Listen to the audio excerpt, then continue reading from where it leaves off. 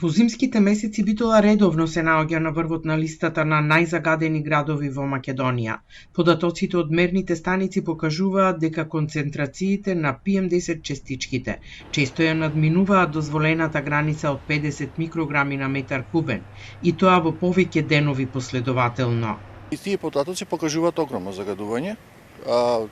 За пример, од јануари до јули месец, според моите статистички анализи што ги правам месечно, во јануари и февруари сме имале 65 дена загаден воздух, а максимално дозволените денови со загадување треба да биде 35 денови годишно.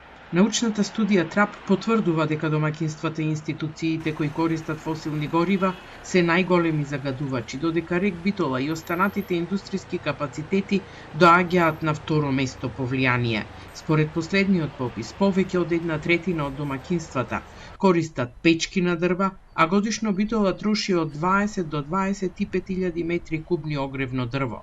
Истражувањето на регионалното географско друштво Геосфера покажува дека најчесто се користи влажно дрво, што значително ја зголемува емисијата на штетни честички.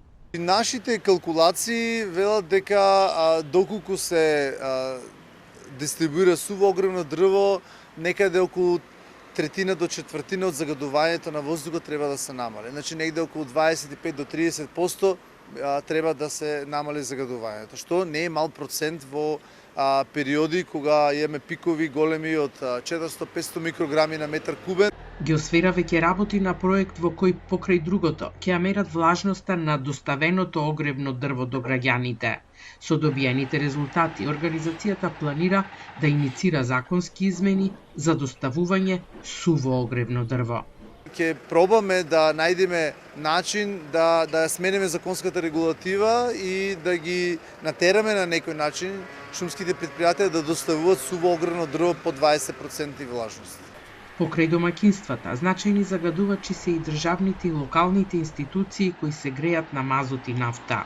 И општина Битола која ќе ги покрива повеќето јавни институции што се под нејзина надлежност, училишта, основни градинки и јавните институции што се тука во градот, годишно трошат во последните 4 години, трошат негде просечно по 800 тони нафта.